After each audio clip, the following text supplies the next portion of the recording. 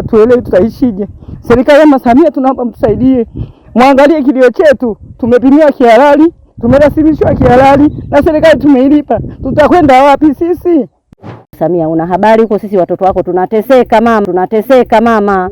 Naomba ututetee jamani. Maeneo yetu haya watu waachie tuendelee kuishi na tuko na watoto wadogo hapo. Habari za muda huu mpenzi mtazamaji na mpenzi msikilizaji wa Dodoma FM na KM 24. Lakini pia katika siku ya leo tumeweza kufika katika eneo la Mpamaa lililopo katika eneo la jiji la Dodoma. Kubwa zaidi ambacho tumeweza kufika hapa ni ubomoaji wa nyumba ambazo zimeweza kufanyika tokea juzi, lakini pia moja ya wananchi ambao tuko nao hapa wanadai kuwa maeneo haya waliweza kurithishwa tokea miaka 20 ambayo imeweza kupita, na ameweza kuibuka mtu ambaye anadai kwamba ana haki miliki na hati miliki ya viwanja hivi na kuweza kuwabomolea nyumba zao, na wanatakiwa kuweza kuhama na kutafuta makazi mapya ya kuweza kukaa. Moja ya wahanga ambao wameweza kukumbwa na dhoruba hili la kuweza kubomolewa nyumba, tuweze kufahamu hali ilikuwaje. Habari za muda huu mama yangu? Shikamoo pia.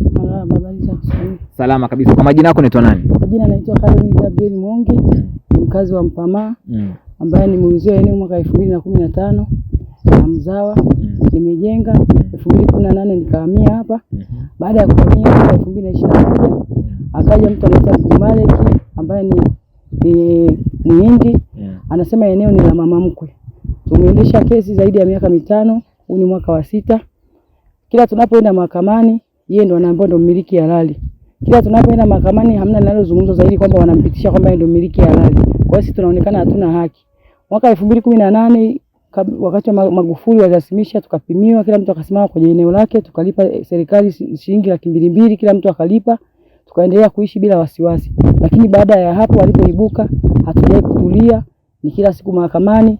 Mahakamani tunaenda mara 2 kwa mahakama 2 kwa mwezi mmoja. Tukienda yeye anapitishwa, anaambiwa kwamba yeye ndio mmiliki halali. Tunaonekana sisi hatuna haki.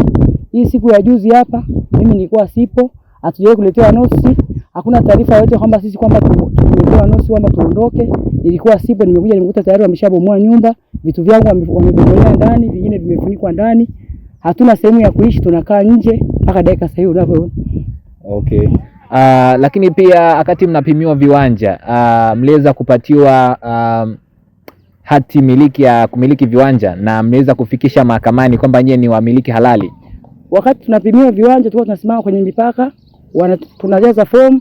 Baada ya kujaza fomu, zile fomu tunabaki na kopi, zile original zinapelekwa ofisi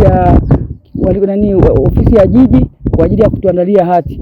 Lakini asilimia kubwa huko Mpamaa kuanzia tumerasimishwa, hakuna mtu yote ambaye ameshapewa hati mpaka sasa hivi, kwa sababu alisema kwamba haya maeneo yalikuwa ni eneo la mashamba. Kuna watu ambao hawajarudisha zile ofa. Sasa watu kama hawajarudisha zile ofa, ina maana kisheria wakati kwa rudisha ofa kwanza kipindi cha Lukuvi hawajazirudisha zile ofa, ni wanaotusumbua mpaka dakika sasa hivi hapo. Okay. Lakini pia unadhani madhara haya yanakwenda kuathiri nyie kama wakazi wa maeneo haya kiasi gani labda? Yaani yametuathiri kiasi kikubwa, kwa sababu tuna watoto wadogo, kuna wazee wa kuanzia miaka 70 hawana sehemu ya kwenda. Sisi wenyewe vitu vingine vimefunikwa ndani, hatuna mwelekeo, tunalala nje. Tumeambiwa kuanzia jana kwamba tutasikilizwa, mpaka sasa hivi hatujasikilizwa. Bado kama unavyotuona tunazunguka tu hapa, hatuna mwelekeo wowote. Okay. Lakini pia je, kuna malipo yote ambayo yaani kuna progress yote ambayo itafanyika kwa ajili ya kulipa fidia ya ubomoaji wa nyumba hizi? Hapana, tumeambiwa kwamba ina maana kama sisi tunahitaji kwamba yani kuongea na yule muhusika kwamba sisi tumlipe sisi. Yaani nyinyi ndio mlipe yeye badala ya wao kuweza kuwalipa nyinyi. Tumlipe sisi.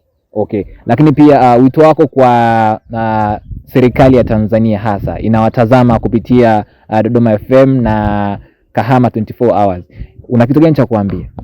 Mimi nilikuwa naomba serikali ya Mama Samia kama inatusikia, inasikia kilio chetu. Sisi tumepimiwa kihalali na tumerasimishwa kihalali, lakini tunanyanyasika. Hatujui tutakwenda wapi. Serikali ya Mama Samia tusaidie. Tumevunjwa vitu, vimefungiwa ndani. Hatuelewi watoto wetu wataishi vipi. Nguo za watoto zimefunikwa ndani, hatuelewi tutaishije. Serikali ya Mama Samia tunaomba mtusaidie. Muangalie kilio chetu. Tumepimiwa kihalali, tumerasimishwa kihalali na serikali tumeilipa. Tutakwenda wapi sisi? Mimi kwa majina naitwa Elia Damian Chisinde. Ni mkazi wa hapa Mpamaa. Kama unavyoona sisi hapa ni wakazi wa muda mrefu. Wengine kweli wamenunua, lakini wengine ni wazao hapa. toka miaka ya 80 huko. Kwa sababu mimi hapa nina miaka 40 na nimekulia hapa. Lakini cha ajabu tulikuja tukaambiwa sisi hapa ni wavamizi kwenye hili eneo. Tuna kesi ya kweli ya muda mrefu na huyu Muhindi amekuwa akituburuza mahakamani kila tunapoenda sehemu,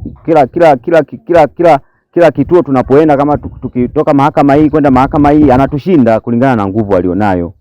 Kwa hiyo ameendelea kutushinda hivyo hivyo, lakini paka muda huu tulivyokuepo hapa tulikuwa tunaamini kwamba kesi inaendelea, maana tulikata rufaa. Okay. Na baada ya kubomolewa kwa nyumba hizi na hapo juzi, ni hatua gani ambazo mmeweza kuzichukua labda kufika mahakamani na kutoa taarifa?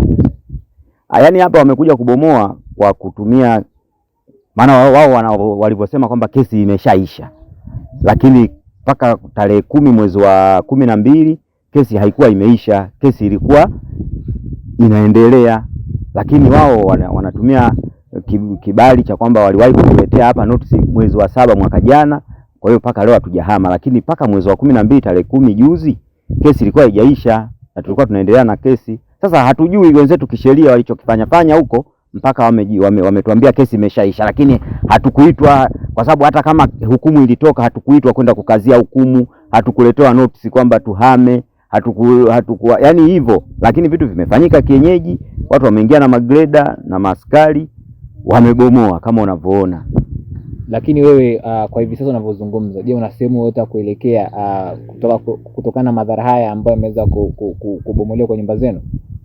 Hakuna pa kuelekea. Hapa ndo nilishajitafuta mwenyewe na umaskini wangu, nikajua kwamba nimeshatengenezea wanangu pa kuishi na ndo nishamaliza kwa uwezo wangu. Kwa hiyo sina pengine pa kwenda wala pa kwenda kuishi. Zaidi ndo kama hivyo unavyoona nazalilika, jua kali na watoto. Na kitu ambacho sisi tunakiomba na tunaiuliza serikali kwamba hili eneo wamedhibitisha kabisa kwamba ni eneo la huyu bwana kulingana na dokumenti zake. Lakini sasa swali letu sisi kwa serikali, kama lilikuwa ni eneo lake, iweje wakatupimia na sisi waliotukuta hapa na tukailipa serikali? Kwa hiyo sisi ndo tumeibiwa, kwa sababu kama kulipa na sisi tumelipa. Tofauti yetu sisi na yeye ni kwamba yeye ana hati, sisi tuna dokumenti za nini za malipo ambayo tulikuwa tupo kwenye process na sisi ya kupata hati. Sasa kama na sisi walitudhibitisha, wakatutambua, wakatupimia na tukawalipa na tunalipa kodi paka sasa hivi, maana miundombinu iliyopo ya maji pamoja na umeme ukilipa na kodi unalipa, maana yake ni wananchi halali, tunaishi na tunalipa kodi. Lakini kwa sasa sisi hatutambuliwi kwamba sisi ni wavamizi, kitu ambacho kinatuuma sana, kwa sababu kuitwa mvamizi wakati upo hapa umekulia hapa alafu unaitwa mvamizi. Lakini wao wanachokiangalia ni hati, haijalishi hati imepatikana lini wakati gani, lakini tunachokiona hati hiyo iliyopo hapo ya mwaka 2011 ambapo hati hiyo mtu kapewa, sisi tunaishi. Okay. Umenielewa hapo? Lakini kwa sababu ni hati inatambulika, maana yake anapewa haki kwa sababu ana hati. Kabla hayo malalamiko yenu na nyinyi na hizo document na yeye ana hati, mlishafikisha labda kwa mkuu wa mkoa, na kama mmefikisha kwa mkuu wa mkoa mlipata majibu gani? Tulifika kwa mkuu wa mkoa tukapeleka malalamiko. Kitu kinachotushangaza, yani mnaweza mkafika, kwa mfano siku ya kwanza tumefika kwa mkuu wa mkoa, tumepokelewa vizuri na tukaambiwa kabisa kama mmeishi hapo kwa miaka yote hiyo, hata kama yeye ana hati bado na nyinyi mna haki zenu za kukaa hapo. Lakini siku ya pili tuliyorudi kupewa mrejesho, tukashangaa tulipofika pale tukaambiwa swala lenu ni gumu. Kwa hiyo kuna vitu ambavyo huwa vinatokea katikati baada ya sisi kupeleka taarifa. Kwa mkuu wa mkoa tumefika, mpaka jana tulienda ofisi ya waziri mkuu kule Mlimani kupeleka haya malalamiko yetu. Tulienda na tukapewa majibu mazuri kabisa asubuhi kwamba mkija mchana tutakuwa tumeshawaandalia majibu yenu mazuri, nyinyi ni wananchi, ni wanetu. Tena wametujibu hivyo kwamba nyinyi ni watoto wetu, hamwezi mkazalilika. Umeona? Kwa hiyo mkija mchana mtapewa majibu mazuri. Na mchana mlivorudi? Mchana tulivorudi tukaambiwa kwa kuwa mtu ana dokumenti hatuna uwezo wa kumnyang'anya. Umeona hapa? Yaani haijalishi sisi tuna miaka mingapi hapa, haijalishi tumekulia hapa, ila mradi tu ana dokumenti, hata kama kazipata jana, maana yake sisi hatuna haki. Mimi naitwa kwa majina naitwa Mwajuma Moya, mkazi wa Mpamaa. Tumekuja kutubomolea nyumba jamani, serikali hata hatuna habari, tumekaa hatuna hili na hili. Tumeona greda imekuja na maaskari wametubomolea nyumba, hatuna jinsi ya kufanya na hatuna mbele wala nyuma. Wametuambia tuondoke, tuende wapi? Na hapa ndio kwetu tunaponunua. Hatuna jinsi ya kusogea mbele wala wapi. Hapa tulipo tumekaa tu, hatuna hata yani sehemu yoyote ya kujisaidia. Tumekaa kama viumbwa, sijui vindege vinavyopigwa tu, vinadondoka, vinaokotwa. Serikali itusaidie jamani, tutaelekea wapi? Hatuna nguvu, hatuna nini. Sehemu tunazotegemea ndio kama hivi wameshavunja, tunalala nje, kula kwenyewe shida. Kila kitu wameharibu. Tumekaa hatuna jinsi ya kwenda popote jamani. Naomba serikali hii ya Samia ndugu yetu itusaidie, ututafutie hata sehemu, labda sijui itakuwa vipi, tupate hata chakula, tuendelee kuishi na kutuonyesha sehemu sasa tuende wapi, na hapa ndio kwetu. Na hapa tuamua kumtafuta balozi wa shina ambaye anashughulikia kutoa huduma kwa wananchi wa maeneo haya, lakini pia tunataka tumuulize maswali kuhusiana na taharuki hii ya ubomoaji wa nyumba katika maeneo haya ya Mpamaa, tuweze kufahamu hasa mchakato ulikuwaje, lakini pia kama kuna taarifa yote kutoka serikalini kwa ajili ya ubomoaji wa nyumba, lakini pia kama kuna muda uliweza kutolewa kwa ajili ya wananchi kuweza kujipanga kuhama kwa ajili ya ubomoaji huu ambao umeweza kufanyika. Kiongozi, kwa majina yako unaitwa nani? Kwa majina naitwa Thomas Masaka Kanyupa, mkazi wa hapa Mpamaa, ni balozi shina namba 4. Ndio. Sawa. Hebu tuambie, je, kuna taarifa yote ya serikali ambayo iliweza kutoka kwamba wananchi hawa wanatakiwa kuhama baada ya muda fulani ili ubomoaji uje kufanyika? Hii taarifa siko nayo ya kutambua kwamba kuja ubomoaji kuhusu eneo hili. Ninachokijua, juzi nyakati za saa 12 jioni mlengwa mmoja aliyebomolewa alinipigia simu akiwa safarini na kunijulisha kwamba kwetu kuna bomolewa. Basi katika harakati ya kwanza kuja huku nikawa wameshaondoka wale watu, lakini taarifa ya kujua pana bomolewa hapa sikuwa na taarifa yoyote. Okay. Lakini pia tahadhari gani ambayo wananchi kwa hivi sasa wanatakiwa kuchukua kutokana na ubomoaji huu ambao ushaweza kufanyika?